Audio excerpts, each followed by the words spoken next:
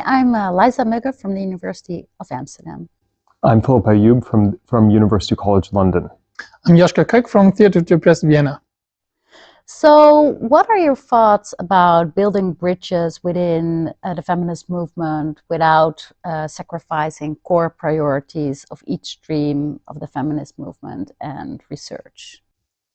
Yeah, I think we live in a moment where we're facing in our different communities a lot of attacks that often lump us together, and we naturally have to think about how to work together, and there can be a lot of exciting ways with which we can think intersectionally about our struggles and how we connect around different core goals. There's a lot of examples of that, of course, which I think we talk about in a minute, but there are impressive ways with which movements have, from the LGBT movement, from racial justice movements, from women's movements, have come together around certain initiatives to cooperate and push forward our struggles together. Can you elaborate on some good practices? I mean, there's been many examples. We're finding, spaces to work together among different social justice groups that have a feminist ethos. So I can think, since we're here in Brussels, there's been a lot of examples of LGBT movements working at the transnational level that have worked, for example, with the European Network Against Racism on to monitor hate speech in our parliaments. That's obviously an intersection where we see hate speech amongst, affecting two communities. There have been important initiatives around the Anti-Discrimination Act, for example, where people with disabilities and also LGBT people are only protected on one dimension, and so that is open a natural space for synergy where we can work together around a clear policy goals. There's also lots of other ways, which we'll talk about in a second, kind of framing our movements intersectionally and showing how we have similar struggles and how, of course, sometimes opposition actors try to put wedges between us and how to avoid those kind of moments. So there is common ground. So how is that in your work? Can you give some examples? Because your organization is an NGO, right? You're doing a lot of activist work. Yeah, I remember one scene that we had in our theater play on, that was an all-women cast, and their play was on different feminist movements fighting each other while patriarchy is drinking tea next to it. And it is very speaking to the situation that we are in. And I really thought about yesterday's panels. We need a clear stance against fascism, and I think that is part of this anti-gender backlash that we are talking about, right? And what are good practices? So in order not to let us divide us, of course, there are differences and there are clashes, and I think that's also the beauty of feminism, right? We're very critical and we disagree, but it may, these times, these challenging times, we have to be careful not to let us divide us by others. So do you have some examples from your own work, good practices? I would say that on the community level, we work very hard to compose diverse groups, and coming from a white civil society, it's very hard. Like, I know that we put a lot of work in it, and sometimes it doesn't work. And to make it non-white and non-cis and so on, it's hard work. Coming from a cis male background, and I mean, our organization is very diverse from the board, but it's still white. And to lead the white civil society is also a culture. Yeah, that needs work, and I think that's sometimes forgotten when we say, "Oh, we want to be more diverse," or "We want to do work intersectionally." It's forgotten that you have to really put work into it. And what are you doing to move toward that more intersectional work within your organization? A first initiative that we have taken is, for example, if we go to schools, we have invited Israeli and Palestinian peace activists that go together for us to schools and to theater workshops that we hadn't before. So we are trying to diversify our team. Yeah. I think one other thing about bridges that, it's a little bit of a departure, but I think important to think about in this kind of populist moment where often these anti-gender messages that we spoke about a lot yesterday resonate also with wider populations, which is a big problem for feminist movements. Why are they resonating? And I think it has a lot to do, of course, that issues of gender and sexuality and gender identity are fluid concepts. They can be destabilizing or be presented as destabilizing in a way that stokes these threat perceptions among our communities. So that more fixed identities of national identity or religious affiliation can be presented as under threat by, feminist and queer communities. And I think that, that puts, building bridges in a difficult position as well, where we have to think about strategies of how to communicate with wider audiences in a way that's non-confrontational, in the way that keeps these channels open, in part because we know there's a lot of strategic actors with ill will that are trying to foment those wedges between us. Some strategies that I've seen that have been quite interesting coming out of movements, for example, there was this fantastic Polish campaign called Let Us Show Each Other Sign of Peace, which showed like a handshake between someone with a rosary and someone with a rainbow flag that was kind of working with Catholic groups, not the church, and queer groups to have this theme of kind of coming together, reconciling, acknowledging that there's queer people of faith and that there's also many Catholic people who are queer inclusive. Mm-hmm. So this communication aspect that you were talking about as a strategy, that it's important to communicate our research also to wider audiences. A lot of research has been done about intersectionality and intersectional feminism.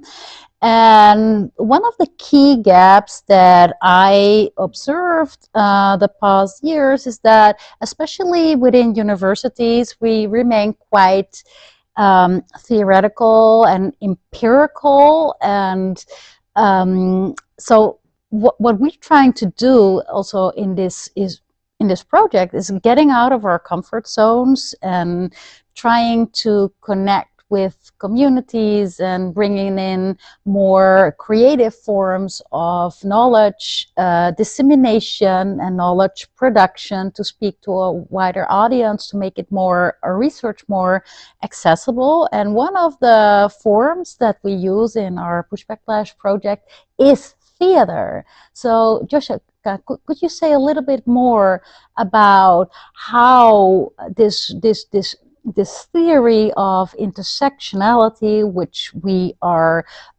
teaching in our courses with our students, how this is transferred to this theater workshop format? So I would say we are a very movement-based organization. So intersectionality means for us also intersectionality of struggles. So we try to connect different political struggles, not only identities, because it's easy to put people into categories and stable boxes, which is not helping us at all. But we try to recognize the needs and wills of people for change, and then try to combine what these needs and change wills have together, right? So, and that means for us staying very close to social movements as an organization and trying to give also our resources to them. Mm-hmm. That we are also part of social movements. It's not a difference, but that allocating of resources is very close to social movements. And can you give a concrete example of how you're trying to achieve that change with your organization? One example is from our Resilient Revolt movement. It's an international climate justice movement that we founded some years ago. And we had, for example, on one camp, climate camp, we had a tent on resilient activism, and also how can people with disabilities be included in climate activism? How can people with diverse needs be part of activism? And then we did it very playful, because in a very militarized activist sphere, it's helpful to be a little bit clownish and joyful. Yeah, I would say that was a very good experience for me. And did you identify any gaps in your research about intersectionality? Oh yeah, I mean, there's a lot of gaps in research still, even though, I mean, intersectionality as a concept and the scholars behind it have really taken us very, very far. But I mean, I would actually love to pose that question to you in a second. But I mean, some of the gaps, of course, that we still see is, the context that we focus on, the types of groups and topics we focus on, and then there's a lot, there's a lot of blind spots still among some of the most marginalized communities among us that often there's less attention to, not much resources to research. Also outside of Europe and North America, a lot of limited attention. But Liza, you've been one of the key scholars in this area, so maybe I could give you an opportunity to tell us, like, a bit as well in terms of where you identify some of the key gaps in intersection. I'm absolutely not one of the key scholars in this field, but I did publish on intersectionality. And there's an article from 2013 published by Joe Crenshaw and McCall, and in that article, they reflect on a couple of decades of intersectional research, and what they're explaining is that there are basically two main trends. So one is within universities that intersectionality is spreading, adapting to theories, methods, and adapt to these disciplines. So it becomes institutionalized in a way, and it becomes very far removed from social movement work and activism and more creative forms of knowledge production. So it's very hierarchical. It follows, like the peer review process, and which also means that you have to speak a language that specific journals like and understand. And on the other hand, there are more marginalized forms of knowledge production that are closer to social movements, but use more creative forms of knowledge production, are in other languages than English, but use, like theater, spoken word, the arts, and research are much more connected. And I think, especially in those times where that are so polarized, we have to find new ways of talking to each other about intersectionality and our research. And I think the arts are a great way to do that and to make research more accessible, and also to find new ways out of our comfort zones to create this new knowledge. Maybe I can connect to that. I think that research has a very big responsibility also to be identifying as activist research, and what does that mean in today's times. And as we talked about intersectionality, it's to be close to the struggles and not make it an intellectual exercise, right? It's more than that.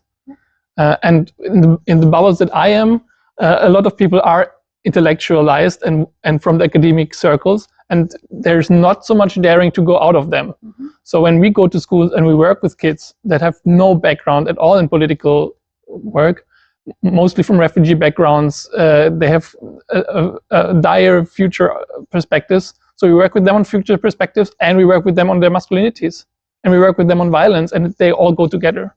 And I think that is a good education experience for them, and maybe politicizes them also. Thank you so much. Thank you so much. It was nice. Thank you. For more information on the Push Backlash project, please visit our website at pushbacklash.eu or find us on Instagram. You can also find our latest podcasts and videos on Spotify or on YouTube. This production was funded by Horizon Europe, Grant Agreement Project number 1010-61687.